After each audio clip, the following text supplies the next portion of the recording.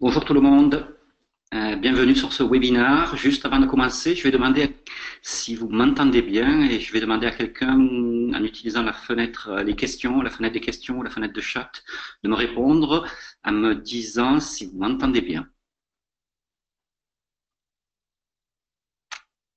Eh bien c'est super. Donc nous allons pouvoir commencer ce webinaire. Donc je vous souhaite à tous la bienvenue. Le sujet d'aujourd'hui c'est marketing d'une offre en SaaS. Alors c'est un sujet qui est extrêmement vaste, donc mon objectif est de ne pas couvrir l'ensemble des aspects, mais de donner un certain nombre d'éléments clés par rapport à un éditeur de logiciel qui est plutôt sous mode de licence et qui réfléchit donc à aller vers une offre SaaS ou alors une start-up qui veut démarrer dans ce mode-là directement ou toute autre entreprise qui n'est pas éditeur de logiciel et qui veut aller vers une offre SaaS. Voilà. Donc, je vais vous faire mon exposé. Je vous propose d'utiliser donc la fenêtre de questions pour me poser des questions pendant mon exposé et puis j'y répondrai à la fin. Donc, alors pourquoi proposer une offre SaaS? Je passe très vite là-dessus parce que je ne pense pas que j'ai besoin de convaincre les éditeurs d'aller vers le SaaS. Je pense qu'ils sont déjà convaincus. Et pour preuve, si on regarde donc l'enquête annuelle qui est faite par le Syntec et qui interroge les éditeurs de logiciels, le mode SaaS est quelque chose qui ressort en premier quand on les questionne sur leur priorité. C'est le mode SaaS qui vient en premier et c'est pas nouveau ça, hein, c'est depuis quelques années. D'ailleurs, je rajoute à ce propos que quand on regarde sur cette même étude la croissance des éditeurs de logiciels, qui est de l'ordre de 15 à 17% tous les ans, cette croissance elle est toute tirée, enfin cette croissance est tirée par le SaaS. C'est vraiment le mode SaaS qui amène cette croissance au niveau des éditeurs de logiciels. Donc j'insiste pas sur ce sujet. J'ai pas à vous convaincre d'aller vers le SaaS. Vous êtes déjà convaincus. Euh, donc maintenant, malgré tout, voyons pourquoi proposer cette offre SaaS. C'est une demande du marché. Le marché, c'est-à-dire les cibles, vos clients, ont besoin de plus de réactivité pour s'adapter à leur marché. Le fait d'évoluer pour un système d'information vers une architecture de type cloud contenant donc des applications en mode SaaS va permettre à un système d'information d'être plus agile, d'avoir plus de réactivité, d'être capable de s'adapter plus facilement à l'évolution des marchés, des entreprises consommatrices d'informatique. Donc ça, c'est un point extrêmement important. Deuxièmement, c'est par le mot de SaaS, une entreprise va donner plus de liberté, plus de pouvoir aux utilisateurs, aux métiers.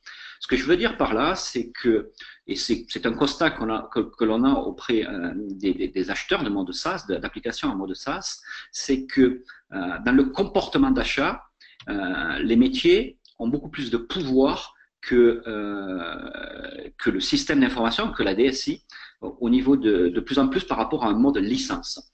Donc le métier, c'est-à-dire les demandes de métier vont être beaucoup plus importantes dans le mode SaaS.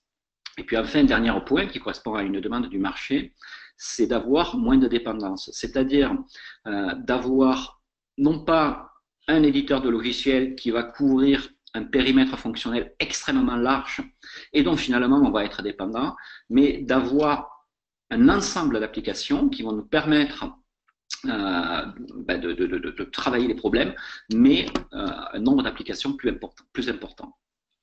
Maintenant, les avantages pour l'éditeur de logiciels, ils sont nombreux et je pense que le mode SaaS, c'est quelque chose d'extrêmement positif pour les éditeurs de logiciels. Ça va leur permettre déjà d'accéder à de nouveaux marchés. C'est-à-dire que le route to market ou la distribution d'un logiciel en SaaS est normalement moins compliqué, nécessite moins de services, nécessite un effort de vente qui est moindre parce qu'on aura, et on va le voir tout à l'heure, un périmètre fonctionnel qui est un peu moins large. Ça va nous permettre d'accéder à de nouveaux marchés plus facilement. Et quand je dis nouveaux marchés, je peux prendre l'exemple de l'international. C'est-à-dire que aller à l'international est beaucoup plus simple avec une offre SaaS que aller à l'international avec une offre en mode licence. Deuxième point, qui peut être un deuxième avantage, c'est de faciliter l'accès à son marché. C'est-à-dire que, et là je m'adresse spécifiquement donc aux éditeurs qui sont aujourd'hui en mode licence, qui pour arriver à obtenir une signature ont besoin de convaincre un certain nombre de personnes à l'intérieur de l'entreprise cible. Le mode SaaS va permettre justement de simplifier ce circuit de décision et de plus se centrer sur des acteurs qui sont des acteurs du métier au sein de l'entreprise cible. Donc ça devrait faciliter l'accès au marché et de ce fait donc diminuer les cycles de vente. Ensuite, bien sûr, quand on regarde au niveau du business model du mode SaaS, le business model du mode SaaS offre une récurrence qui est plus importante que le mode licence, bien que déjà sur le mode licence, avec la partie maintenance de celui-ci, on avait déjà de la récurrence, mais là, le mode SaaS offre une récurrence encore plus importante. Et puis, j'ai mis quelques inconvénients sans toutefois les spécifier, mais je vais parler d'un inconvénient qui me semble vraiment important, c'est que le mode SaaS réduit considérablement les barrières à l'entrée pour devenir éditeur d'application. C'est-à-dire qu'aujourd'hui, on a tout un tas de services qui existent, et notamment ce que j'appelle des services de cloud ou de PaaS, Platform as a Service, qui sont proposés par les acteurs importants du cloud, comme IBM, Microsoft, Google, etc., et qui proposent tout un tas de services qui vont permettre à quelqu'un qui souhaite développer une application de s'intéresser vraiment aux fonctions métiers et uniquement aux fonctions métiers, et d'utiliser ces services pour tout l'aspect infrastructure de l'application, de sécurité, etc., etc. J'étais hier dans une présentation des services chez IBM, des services Watson, qui sont des services d'informatique cognitive, ce qu'on appelle les services. Alors, je ne vais pas rentrer dans le détail de ça, mais ce sont des services qui s'accèdent depuis la plateforme Bluemix d'IBM, qui est une plateforme de PaaS. Et donc, j'ai assisté à une présentation de l'ensemble des services qui sont disponibles et de l'ensemble des services qui sont disponibles au travers de cette plateforme de PaaS. Et on voit qu'il y a vraiment un nombre extrêmement important de services qui facilitent nettement la conception et le développement d'une application. Voilà. Et aujourd'hui, tous ces acteurs ont une démarche vraiment accentuée vers tous les gens, toutes les entreprises, start-up, éditeurs de logiciels qui veulent développer des applications pour pouvoir, pour qu'ils utilisent ces plateformes de PaaS. Et donc, ça nous amène, finalement, à avoir un temps de développement de l'application qui est bien moindre. Et donc, ce que je disais, des barrières à l'entrée. Donc, ce qu'il faut s'attendre, et ce que l'on constate déjà, c'est un nombre de concurrents de plus en plus important. Un nombre de concurrents de plus en plus important. Donc tout ça en conclusion, c'est pour dire que aller vers le SaaS, c'est d'abord une réflexion marketing avant d'être une réflexion technique. Je me permets cette remarque par rapport à un certain nombre d'éditeurs de logiciels que je qualifie d'historiques, c'est-à-dire des gens qui ont travaillé pas mal de temps sous le mode licence et qui ont une réflexion pour aller vers le SaaS.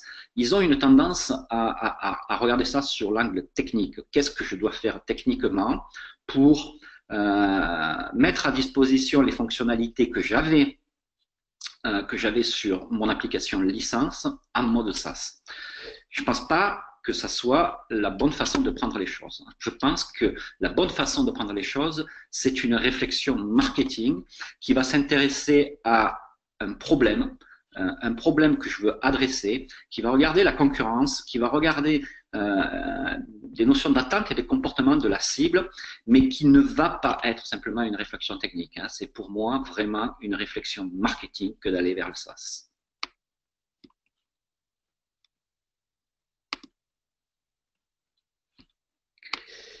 Quand on parle positionnement et qu'on fait la comparaison entre l'offre licence et l'offre SaaS, la différence entre les deux, c'est que généralement, le périmètre fonctionnel sur une offre SaaS va être plus étroit et la taille du segment ciblé va être plus large. C'est-à-dire que quand on va aller vers le SaaS, on ne va pas forcément chercher à avoir une couverture fonctionnelle extrêmement large, mais on va essayer de réfléchir à quel va être l'effort d'intégration pour nos clients. L'intégration pas au sens informatique du terme, mais au sens intégration dans le process de changement. Et on va essayer de faire en sorte de simplifier ce process d'intégration, cet effort d'intégration, et le rendre beaucoup plus court. Donc, on va être amené certainement, avec notre offre SaaS, à aller sur un périmètre fonctionnel qui va être beaucoup plus étroit et qui, par ce fait, va s'adresser à un segment de clients qui est plus large.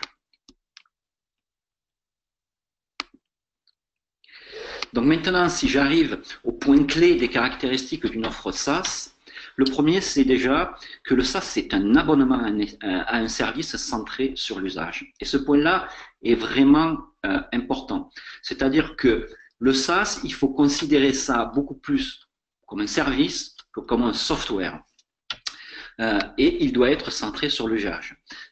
Au niveau des fonctions que l'on en fait, on va voir tout à l'heure dans mon deuxième point, c'est qu'il va falloir convaincre les utilisateurs et pas simplement les décideurs avec l'offre SaaS. Donc au niveau fonctionnel, mais également au niveau prix. C'est-à-dire qu'on va aller chercher des critères pour pricer notre offre SaaS qui soient dépendants de l'usage qui va en être fait. Et ça, c'est vraiment extrêmement important. C'est-à-dire que cette composante prix de notre offre va devoir, par ce critère prix que l'on va choisir, montrer la valeur de l'offre, montrer quel en est l'usage, mais surtout quel en est le résultat également. Donc ça, c'est un exercice qui est vraiment pas simple, mais la réflexion, c'est de partir de quel problème je résous, dans quelle mesure je le résous, quels sont les enjeux de ce problème, et d'essayer de trouver des critères de prix qui vont correspondre à la somme ou aux enjeux, c'est-à-dire au ROI que je vais faire dégager chez mon client. Voilà, donc ce point abonnement à un service est vraiment extrêmement important et qui fait une forte différence, une différence extrêmement importante avec le mode licence où finalement on fournissait un outil et le service qui allait être rendu par cet outil était plus au niveau de la responsabilité de l'utilisateur, c'est-à-dire du client, alors que là, le service qui va être rendu par le software est de la responsabilité de l'éditeur du software. Ce point est vraiment important. Deuxième point qui est également important et qui est à prendre en compte, c'est que ce que je disais tout à l'heure, c'est qu'une offre SaaS doit convaincre les utilisateurs et pas simplement les décideurs. Et bien souvent, les utilisateurs peuvent être le point d'entrée de notre démarche marketing, c'est-à-dire les premières personnes que l'on essaie de convaincre par le marketing que l'on va déployer. Je dis ça parce que souvent, on avait une communication sur nos offres licences qui était plus centrée sur les décideurs. Aujourd'hui, on va aller plus vers les utilisateurs. Il faudra convaincre évidemment les décideurs également. L'interface utilisateur est extrêmement important. Le fait que ça soit user-friendly, que l'interface utilisateur soit intuitive, devient de plus en plus important par rapport à la largeur de la couverture fonctionnelle. Enfin, troisième point clé, c'est ce que je disais un peu tout à l'heure, c'est une intégration dans l'environnement client plus rapide. Et ça, c'est vraiment important. Et c'est très lié avec la couverture fonctionnelle. C'est-à-dire que je pense qu'il faut avoir une démarche de réflexion sur l'ensemble des fonctions que je mets à disposition au travers de mon offre SaaS. Quelles sont de façon indépendante celles qui ont une intégration la plus complexe. Et pour celles qui ont une intégration la plus complexe, c'est-à-dire qui demandent un changement le plus important dans l'environnement du client, peut-être il faut se poser la question, est-ce que cette fonctionnalité-là, elle est indispensable pour mon offre je peux donner un exemple. Si parmi l'ensemble des fonctionnalités que vous mettez à disposition, il y a une de ces fonctionnalités qui va nécessiter une connexion à un autre software, à peut-être un logiciel de gestion, posons-nous la question, c'est est-ce que cette fonctionnalité est vraiment indispensable? En ayant une pensée pour notre accès au marché. C'est-à-dire que essayons de simplifier au maximum par notre offre SaaS et par les fonctionnalités l'accès au marché, c'est-à-dire la capacité d'adoption. On a besoin, nos clients ont besoin de constater un résultat le plus rapidement possible. Et ce point-là est vraiment extrêmement important, de prendre du recul sur l'ensemble des fonctionnalités que l'on prévoit et de vraiment se poser la question sur quelle est la difficulté d'adoption, d'intégration de cette fonctionnalité. Et à partir du moment où cette difficulté-là, vous la percevez comme étant extrêmement importante, posez-vous la question sur est-ce que c'est vraiment indispensable? Ou est-ce que cette fonctionnalité ne peut pas être portée sous forme d'option, sous forme d'une autre application? Voilà. Ensuite, autre point qui est important, c'est dans la démarche de vente, c'est que le marketing et le marketing opérationnel ou le marketing également online doit être central dans cette démarche de vente.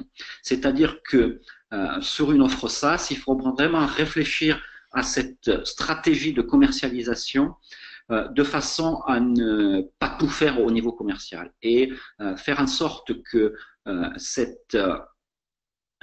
la largeur fonctionnelle de notre application nous permette de faire en sorte que le marketing prend une part extrêmement importante dans cette démarche de vente. Je vais avoir un slide qui explique cela juste après.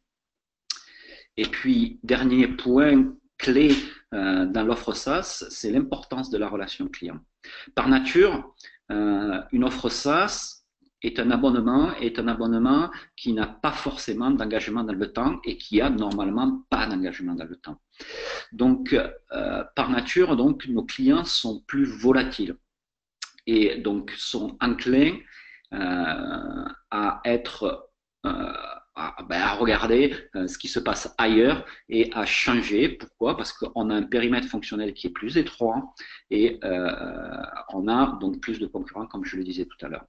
Donc, il est important de prévoir un certain nombre d'actions qui va permettre d'entretenir la relation client de façon à continuer dans le temps cette démonstration de valeur que l'on a, de façon à conserver nos clients.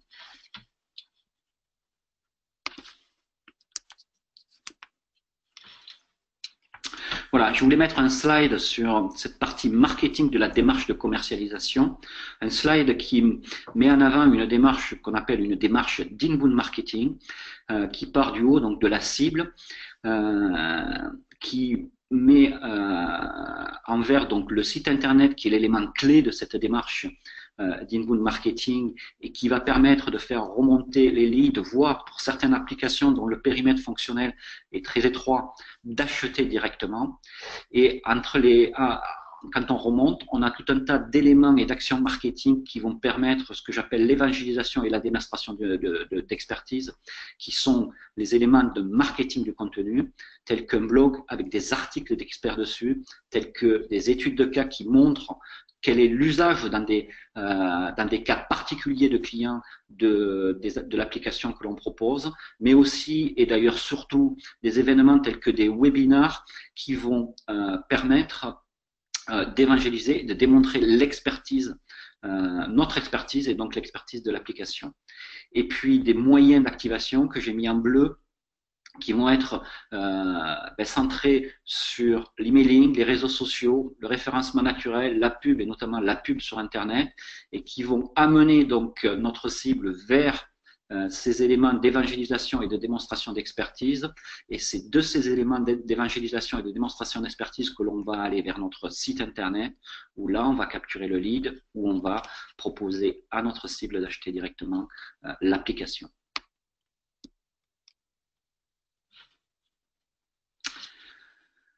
Je voulais, pour terminer cet exposé, vous faire part des indicateurs, vous informer sur les indicateurs financiers les principaux indicateurs financiers que l'on regarde dans le cloud. Ce sont les indicateurs qui sont regardés et qui sont évalués par les investisseurs dans le cadre d'entreprises qui vont avoir besoin d'argent et qui vont faire donc une levée de fonds.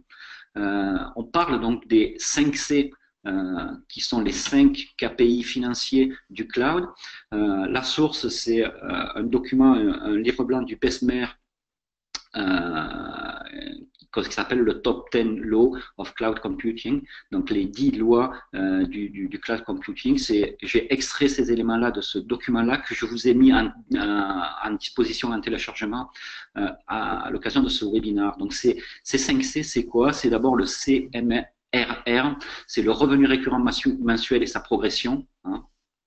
Customer Mensual Recurrent Revenue et sa progression, et c'est surtout la progression de cette valeur de revenu récurrent que vous avez tous les mois et de voir comment ça progresse.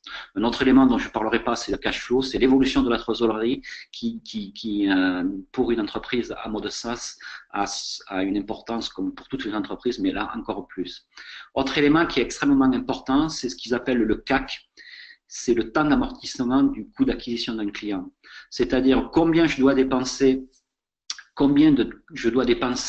d'efforts commerciaux, de coûts marketing et commercial pour acquérir un client en fonction de ce que ça me rapporte. Donc ça, c'est vraiment un élément qui est extrêmement important pour les investisseurs. Ensuite, le CLTV, c'est la valeur d'un client sur le long terme, c'est-à-dire sur une période longue, par exemple 5 ans, quelle est la valeur d'un client, c'est-à-dire quel est le total de revenus, moins le coût d'acquisition, moins les coûts pour l'application, pour délivrer le service. Et puis, enfin, dernier élément de mesure qui est extrêmement important, c'est ce qu'on appelle le churn. C'est le taux de clients perdus sur une période. Voilà. Donc ça, je voulais mettre un focus là-dessus parce que ces éléments financiers, même si ça n'a rien à voir avec le marketing, ça en dit beaucoup sur ce que doit être une application en mode SaaS. Et là, pour avoir du détail là-dessus et pour avoir du détail aussi sur le marketing d'une application SaaS, je vous renvoie sur ce livre blanc que j'ai mis à disposition dans en téléchargement au niveau de ce webinaire. Voilà, j'en ai terminé pour l'exposé que je voulais faire. Maintenant, je vais, si vous le voulez bien, répondre à vos questions, si vous en avez toutefois. Donc, allez-y. Pendant que vous notez vos questions, que vous inscrivez vos questions, 2-3 éléments. Je vous conseille de lire le bouquin qui s'appelle Lean Startup de Eric Ries, qui est un livre sur la méthode de conception d'une application, enfin, d'une offre plus largement, qui ne s'adresse pas simplement aux startups, mais à toute entreprise qui veulent mettre une offre innovante sur le marché et qui parle du concept de Minimum Viable Product, MVP, et qui montre comment on peut définir une application petit à petit pour pouvoir la tester sur le marché. Hein. C'est-à-dire qu'une étude de marché pour une offre innovante est assez peu efficace. Et donc, on a ce concept de MVP porté par, et qui est bien décrit dans cet ouvrage Lean Startup, qui permet d'aller sur le marché avec ce minimum viable product pour tester son concept et le faire évoluer petit à petit. Donc, c'est un ouvrage qui est extrêmement intéressant et qui mérite d'être lu.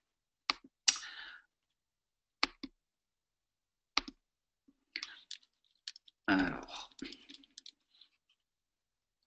Ensuite, donc nous, R2B, proposons des formations et des prestations d'accompagnement.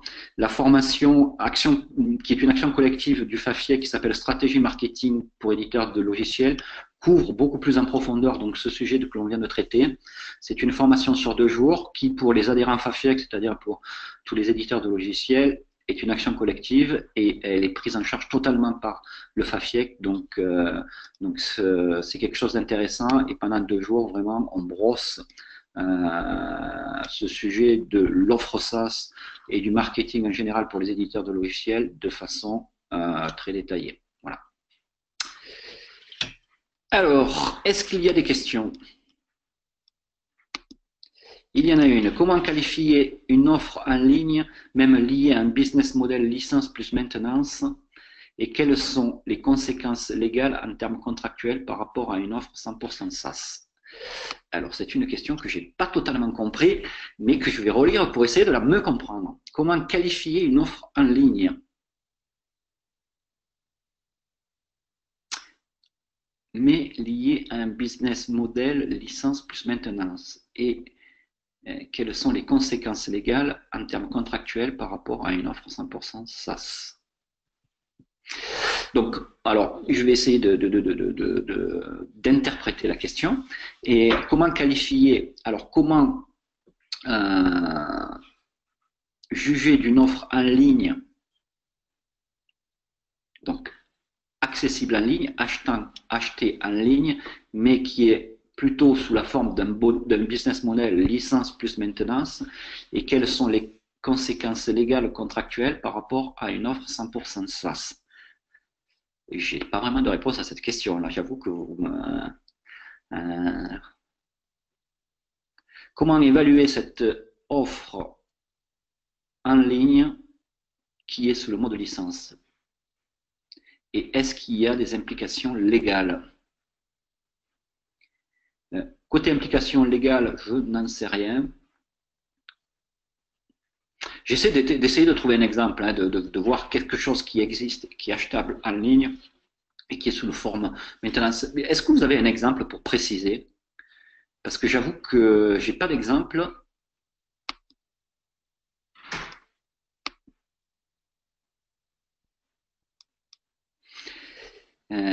Si vous pouvez préciser au travers d'un exemple, parce que et on essaiera de réfléchir par rapport à cet exemple-là, parce que là j'ai un peu de mal.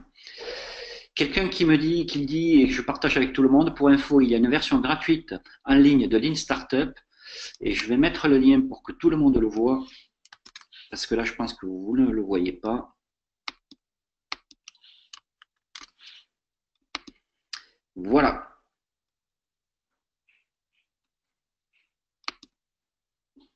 De toute façon, passons par un revendeur à qui nous réversons notre nouvelle offre SaaS pour leurs clients.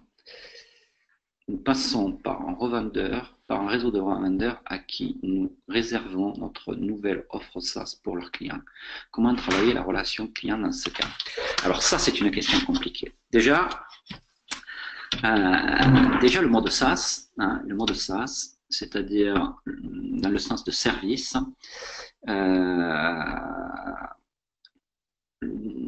le vendre au travers d'un réseau de revendeurs est beaucoup plus compliqué qu'une offre licence, hein, déjà.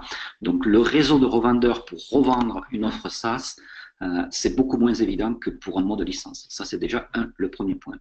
Deuxièmement, le mode SaaS peut nous amener à passer par un réseau de distribution, mais on va plutôt utiliser les systèmes de marque blanche.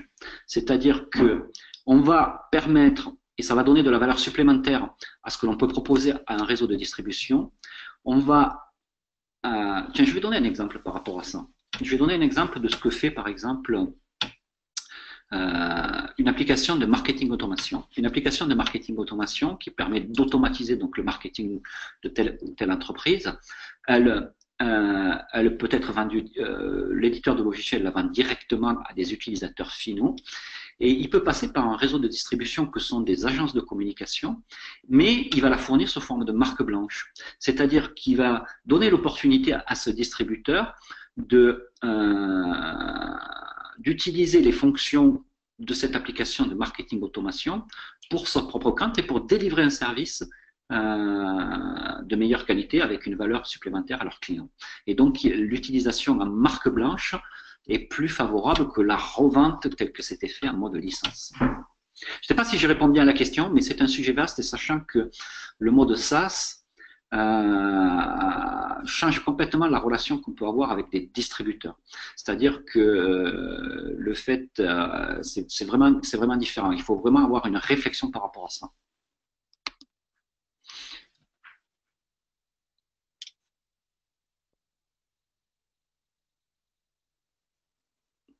Donc là, c'était une précision sur la première question qui était par rapport au logiciel en ligne avec un mode licence. Pour moi, vraiment, un logiciel que l'on utilise en ligne, le mode licence n'est pas adapté. Et c'est un abonnement à un service. J'ai un peu de mal à répondre à cette question, je suis désolé. J'essaierai d'y réfléchir et peut-être de vous envoyer un email. Quelles sont vos recommandations pour se faire conseiller sur la partie légale de l'offre SaaS? Alors, il y a des cabinets d'avocats qui sont spécialisés dans ce domaine-là. J'essaierai de retrouver, de vous donner une adresse et de vous l'envoyer. Le SaaS n'est pas forcément une offre proposée en ligne. Je suis totalement d'accord avec ça. Je suis totalement d'accord avec ça. C'est pas forcément une offre proposée en ligne. C'est-à-dire, c'est quelque chose qui peut être installé sur un poste. Ou, tiens, d'ailleurs, une autre remarque que l'on peut faire, on peut accéder à une offre SaaS au travers d'API. C'est-à-dire que on peut accéder à des fonctionnalités au travers d'une API et pas forcément avoir une application dans ce sens-là.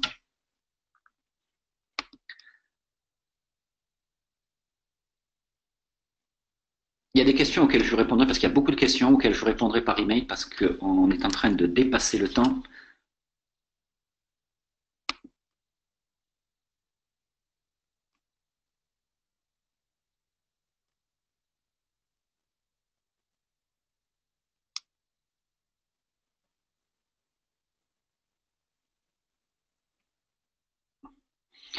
Ouais. Alors, Aude, je vous répondrai par email à vos questions sur ce mode de licence vis-à-vis mode SaaS pour une application utilisable en ligne.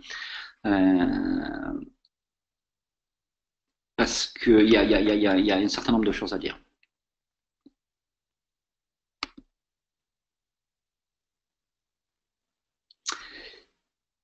Le SaaS, c'est donc uniquement un modèle de location de service. C'est un modèle de service, c'est pas un modèle de location. Dans la question, il y a une ambiguïté dans la question. Un modèle de location de service, un modèle d'accès à un service. Oui, c'est un modèle d'accès à un service. C'est pas une location d'application. C'est pas une location d'une application, c'est un modèle de service. C'est-à-dire qu'on n'est pas sur ce qu'on appelait auparavant de l'ASP, Application Service Provider, où on avait détourné le mode licence en faisant de la location du logiciel. Okay. Donc,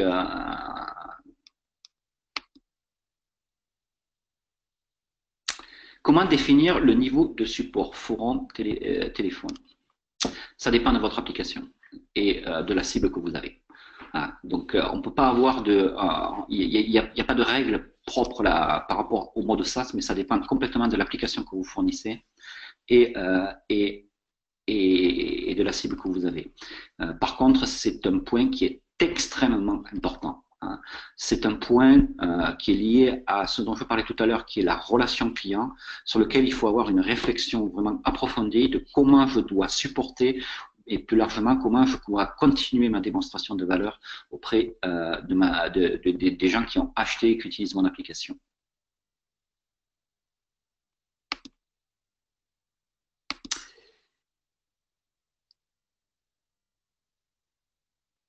Alors, donc je n'ai plus de questions là, donc on va terminer le webinaire. Il y avait une dernière chose pour veiller nous de transmettre votre support.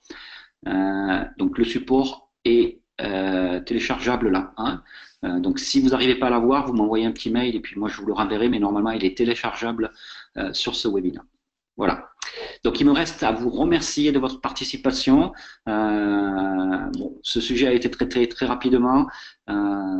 J'espère que ça vous a amené quelques clés de réflexion et je vous souhaite une excellente journée et un très bon appétit. Je vous dis à très bientôt.